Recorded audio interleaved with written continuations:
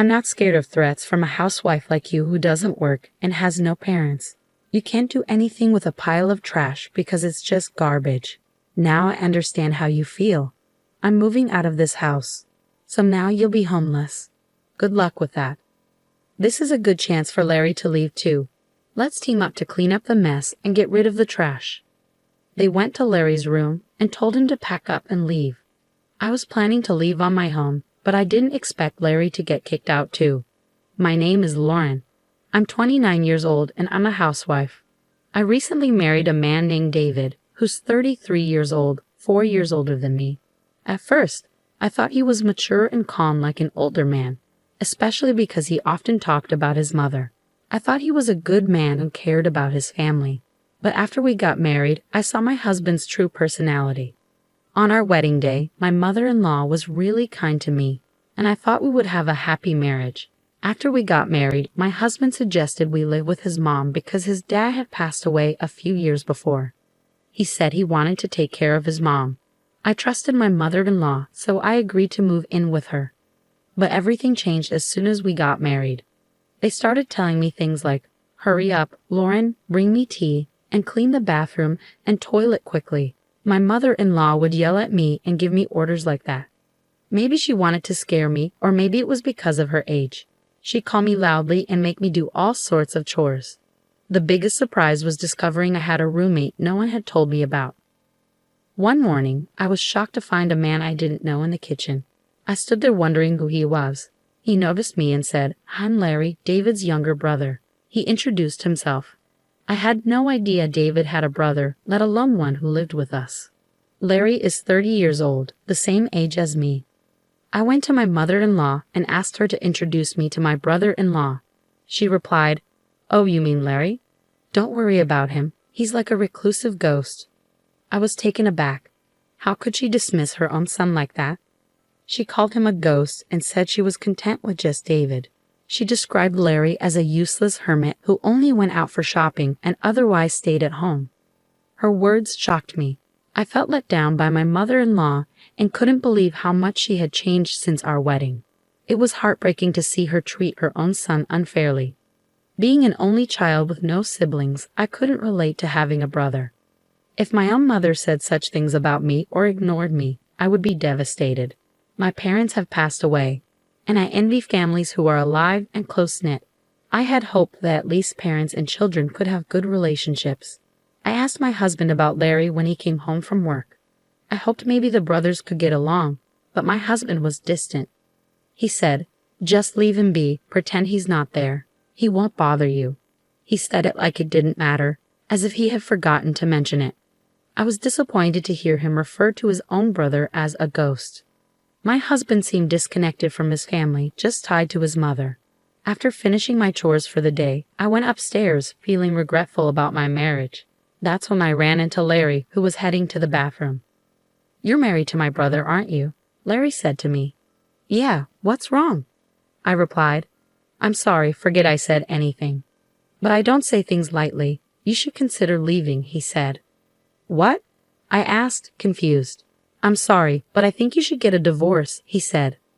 I felt offended and confused by how my husband and mother-in-law were behaving. I married my husband because I loved him, so it was shocking that Larry would suggest divorce after just one day. "It's none of your business. I can handle it," I told him. "I'm sorry about that. I tend to be blunt." Larry apologized, bowing his head. His apology seemed sincere, but I wasn't sure. Maybe he was trying to be polite or genuinely concerned. While I was thinking about this, Larry excused himself and went to his room. My mother-in-law and husband described Larry as a strange recluse, but to me he seemed like a decent person who deserved respect. The next morning, as I set breakfast on the table, Larry came down to get a drink. "Good morning, Larry. Why don't you join us for breakfast?" I offered. "Good morning, Lauren. Thank you for inviting me," Larry replied, casting a glance at his mother. "I'm not eating breakfast with him. Just get the breakfast done," she yelled at me. "It's okay," Larry said quickly and returned to his room. I wanted to apologize for my strong words from yesterday, but I couldn't bring myself to do it. "Hey, all you need to do is the housework. Don't do anything unnecessary, okay?" My mother-in-law gave me a stern glare. I was taken aback by her harsh tone. As the new bride, I hadn't expected to be treated like this. My husband's behavior towards me also changed drastically. What the heck? Curry again today? You should have told me beforehand, he shouted. I already had curry for lunch. Why didn't you call me to say you wanted something else? I stayed quiet. He kept yelling, You're not even apologizing. Who do you think you are? Your job is to do the housework, so make sure you understand that. I was shocked and remained silent. David didn't love me. He just wanted a housekeeper. It's awful. How could he be so cruel? I whispered to myself in disbelief. Their calm voices showed they didn't care about me. They just wanted to make themselves comfortable. They were using me. Seeing them laughing and watching TV in the living room, I quietly went upstairs. As soon as I reached my room, tears started streaming down my face. Then a gentle hand offered me a handkerchief. I still think you should leave, said a familiar voice. I looked up, and it was Larry. I'm sorry. I'm so sorry, I managed to say between sobs. I wiped my tears quickly. I'm sorry I used your handkerchief. No, I gave it to you because I wanted you to use it, Larry replied kindly. I overheard what my brother and mother said. I knew it. They're the worst, he continued. When I asked Larry what he meant by I knew it, he confided that he had been in a similar situation before. Curious, I pressed for details. Larry explained that David had promised to marry another woman previously, but just like with me, his mother and David's mistreatment had driven her away shortly before the wedding. Hearing Larry's story brought some relief, showing me that my husband and mother-in-law had acted nice only to avoid scaring away the bride before marriage. I felt trapped and hopeless. How could I have trusted them? But I had no other options. As just a housewife, I couldn't get a part-time job, move out, or rent another place. I didn't know what to do except cry. Then Larry suggested, if we keep talking here, it might raise suspicions. Let's meet at a coffee shop next time, if you'd like. He handed me a piece of paper with his contact information and went back to his room. Determined to leave this house, I knew my struggle for survival was just beginning. I told my mother-in-law I was going to the city office and then to the supermarket. She warned me not to leave any chores undone. So I made sure everything was perfect before leaving. She grumbled about not accepting any excuses if I was late for dinner. Pretending to agree, I headed to the coffee shop where Larry and I had arranged to meet. I told Larry that my parents had passed away, so I couldn't rely on them anymore. I had canceled the house I was renting and quit my job. I told him I needed to start all over again. It's tough to move out of the house in this situation, especially with the work that keeps me tied up with my mother-in-law and husband from early in the morning until late at night. Larry then asked me, Lauren, can you draw? Huh? What do you mean? I replied, confused. Oh, I see, so can you? Yes, well, I went to art school before, I said. Really? That's great, he exclaimed. Yes, but how? I asked. Just in time, another manga artist is looking for an assistant. You can do it remotely, Larry said. But I don't have a computer right now, I responded.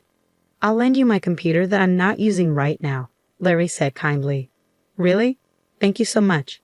But why do you have an extra computer? What do you do for a living? I asked curiously. That's nice of you to ask. You don't think I'm just a recluse, did you? No, you speak politely and look well put together, so I don't think that at all. Do you work from home? I replied. Yes, actually, I'm an engineer, Larry said. An engineer? I had no idea. I didn't realize you were a business owner, I exclaimed. Yes, I used to work for a company, but now I have my own business. Running things independently works better for me. We also have web designers on staff. It's a small team, so we handle everything remotely, he explained. I see that explains why you're always at home.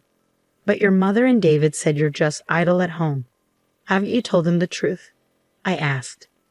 I don't see any benefit in telling those two, Larry replied. Fair enough. But if you're such a capable manager, why don't you leave that house? I wondered. Then, for the first time, Larry shared his thoughts with me. Let's not focus on me. I need to introduce you to the manga artist, he said. Larry immediately made a phone call, and soon a remote interview was scheduled for me. I was set to interview with a manga artist on Wednesday. My mother-in-law usually had lessons during that time, followed by outings with other participants, so I could manage the remote interview then. It seemed I made a good impression because I was hired on the spot.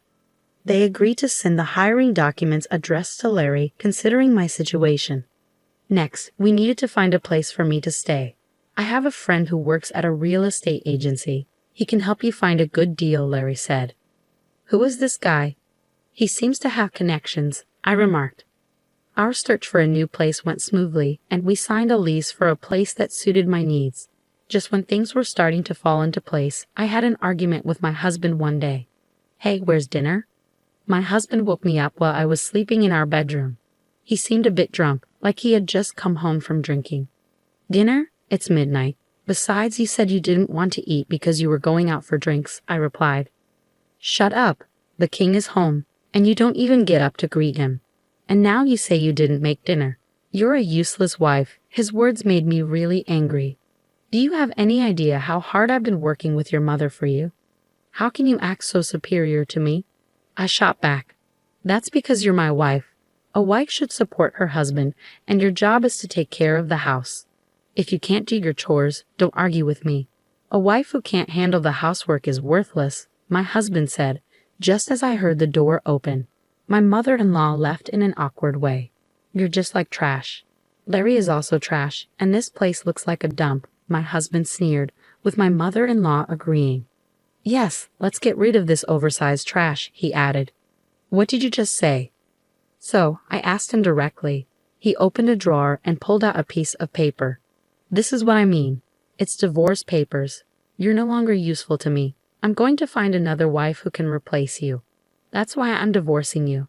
Get out of my house, you disgrace. You think a wife is just a servant. The best wife is one who acts like a housekeeper.